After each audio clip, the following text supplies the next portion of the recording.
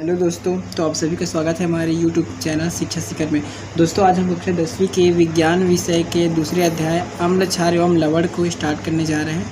तो हम इसको स्टार्ट करने से पहले इस चैप्टर का जो नाम है, इसके नाम को अच्छे से समझ लेते हैं। देखिए, यहाँ लिखा है अम्ल। अम्ल क्या होता है?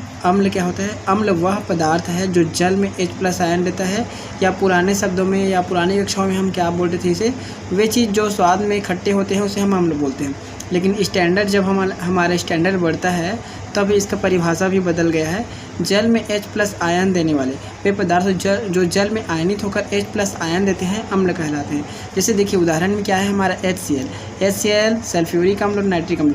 हम इन तीनों को देखें तो देखिए, ये अगर जल में आयनित होगा तो ये देगा H+ + Cl- देगा।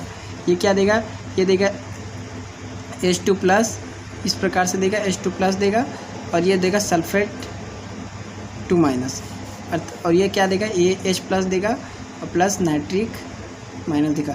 तो यहाँ से स्पष्ट है कि ये तीनों में H+ आयन है, तो ये तीनों क्या है? अम्ल है।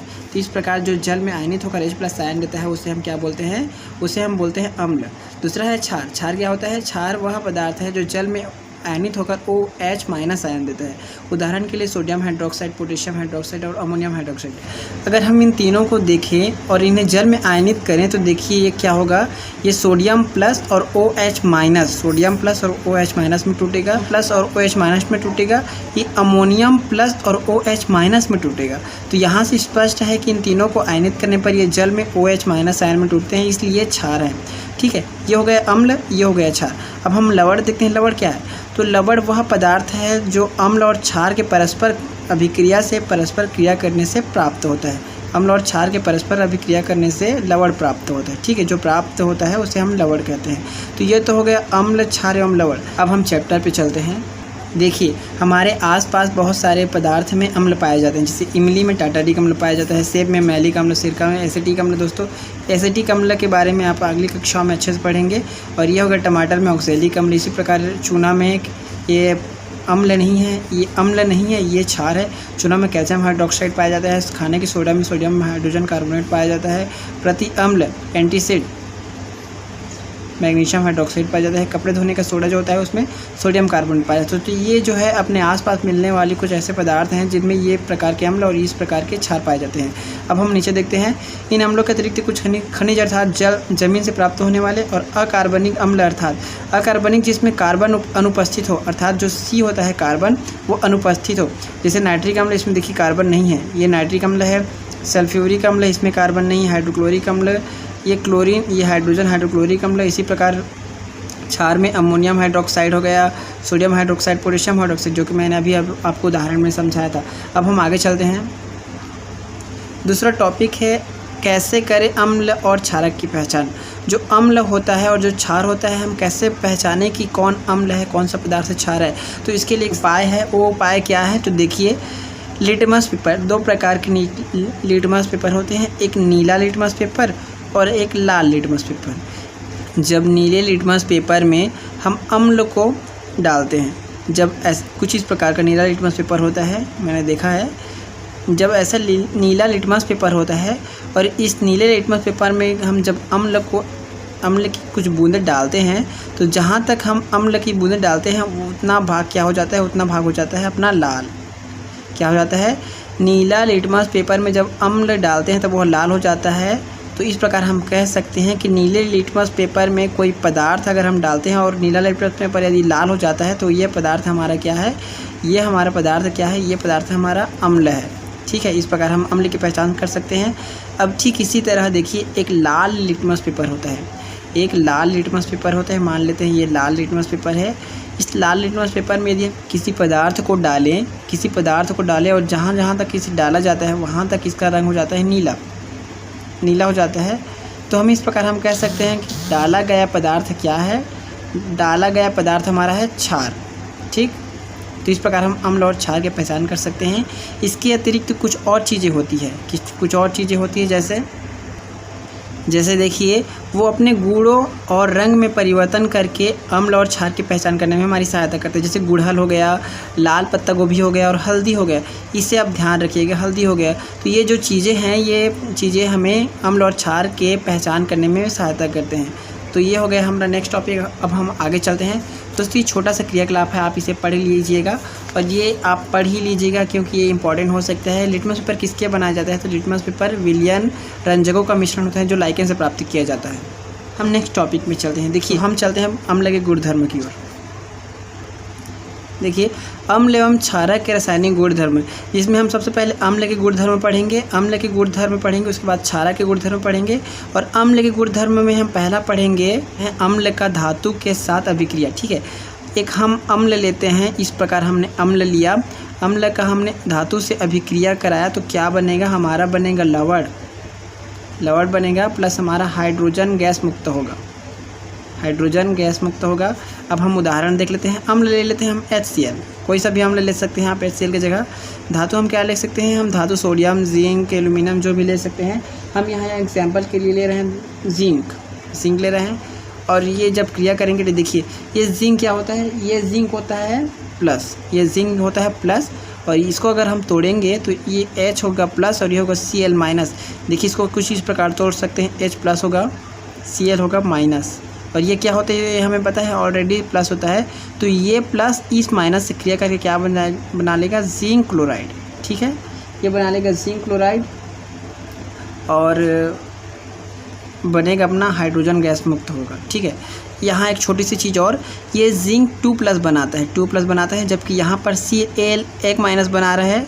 ठीक है, तो इसलिए हम इसको 2- करेंगे तभी तो ये संयुक्त होगा, तभी ये कॉमन होंगे। यहाँ 2- यहाँ 2+, दोनों एक दूसरे से क्रिया करेंगे क्योंकि बराबर हो जाएंगे। तो इसलिए यहाँ 2 रख देते हैं ताकि अब 2Cl हो गया, तो ये 2- बनाएगा और 2- बनाएगा, 2+ बनाएगा, तो ये दोनों एक दूसरे से संयुक्त हो गए और बना लिए जिंक क्लोराइड। चूँकि Cl कितना है? 2 है, इसलिए यहाँ हम 2 लिख दे।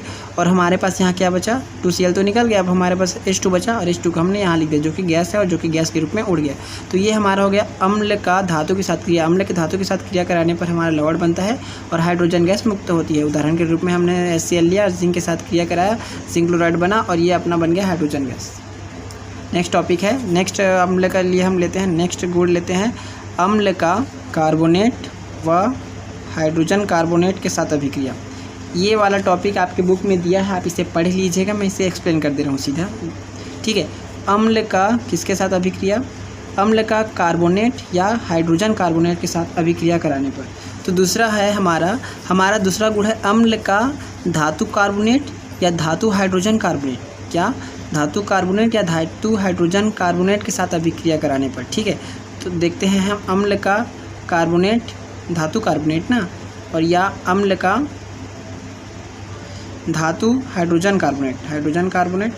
देखिए इसे हम कार्बोनेट बोलते हैं, इसके सामने हम H डाल देंगे तो ये हाइड्रोजन कार्बोनेट हो जाता है। अब इसके क्रिया से क्या बनेगा देखते हैं। जब अम्ल जो है धातु कार्बोनेट या धातु हाइड्रोजन कार्बोनेट के साथ अभिक्रिया करता है तब क्या बनाता है? तब हमारा बनाता है लवण प्लस हमारा मुक्त करता है कार्बन डाइऑक्साइड, प्लस हमारा बनाता है जल। यहाँ भी वही बनाता है लवण प्लस कार्बन डाइऑक्साइड हमारा मुक्त करता है, प्लस हमारा देता है जल। अब हम इसे उदाहरण के रूप में देखते हैं। देखिए हमने क्या देखा? हमने देखा कि जब अम्ल की अभिक्रिया धातु कार्बोनेट के साथ कराई जाती है तब क्या बनती है? लवण, कार्बन डाइऑक्साइड और जल। तो ये जो अम्ल है इस धातु कार्बोनेट के साथ अभिक्रिया करके लवण, जल और कार्बन डाइऑक्साइड बनाता है कि नहीं? देखिए ये H क्या है? ये HCl में H+ टूटता है और Cl- टूटता है। यहाँ ये क्या हो जाएगा? यहाँ ये टूटेगा Na2+ में टूटेगा। कार्बोनेट कैसे टूटेगा? कार्बन टूटेगा CO2 में अलग से टूटेगा और एक ऑक्सीजन जो है अलग से टूट जाएगा। ठीक है, इस प्रकार होगा।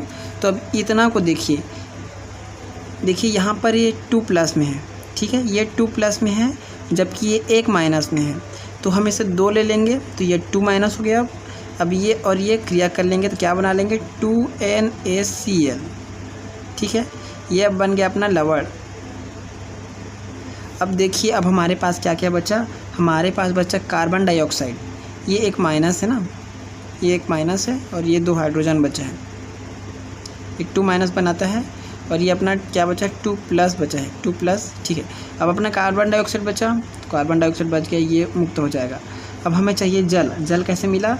जल देखिए ये अपने पास H2 है और ये अपने पास O2 माइनस है, दोनों प्लस माइनस क्रिया करेंगे बन जाएंगे H2O। एक बार फिर से ये H प्लस टूटा, 2H प्लस में टूटा क्योंकि 2H है, ये 2Cl में Cl2 माइनस में टूटा, ये Na2 प्लस में टूटा और ये कार्बन डाइऑक्साइड में टूटा और ON2 माइनस में टूटा, O2 माइनस में टूटा, तो H2 और O करके H2O हो गया, क्लोरीन 2 माइनस और Na2 प्लस करके 2NaCl हो गया और कार्बन डाइऑक्साइड ऑलरेडी मुक्त हो गया।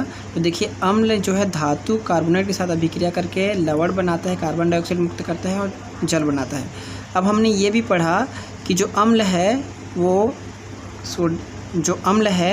जो ये अम्ल है ये किससे अभिक्रिया करता है?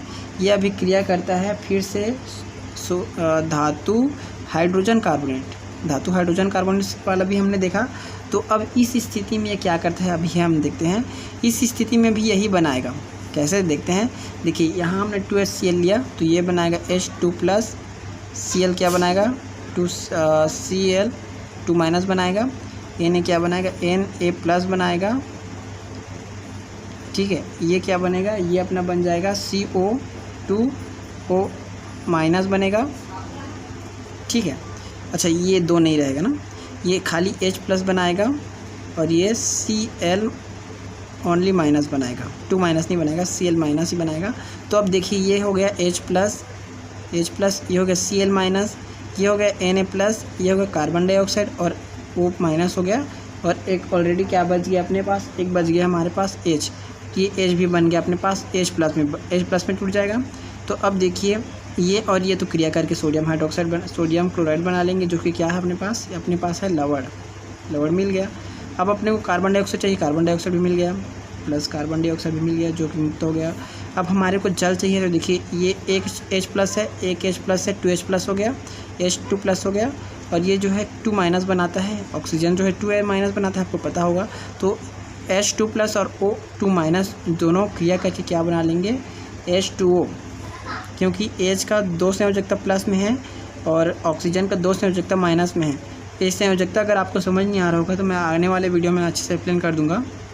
फिलहाल यहाँ देखते हैं H2 प्लस है और O2 माइनस है, दोनों क्रिया करके क्या बना लिए H2O बना लिए। ठीक है, तो इस प्रकार अम्ल के 2 गुणधर्म हमने पढ़े, दोनों गुणधर्म को आप अच्छे से रिवाइज कर लीजिएगा और इसे अच्छे से नोट्स में बना लीजिएगा। ये एग्जाम में आ सकता है, इसके आने की प्रोबेबिलिटी अच्छी है, इसलिए आप इन्हें बना लीजिएगा। ठीक है, तो आज के लिए बस इतना ही। नेक्स्ट वीडियो में हम फिर से मिलेंगे, तब तक के लिए धन्यवाद।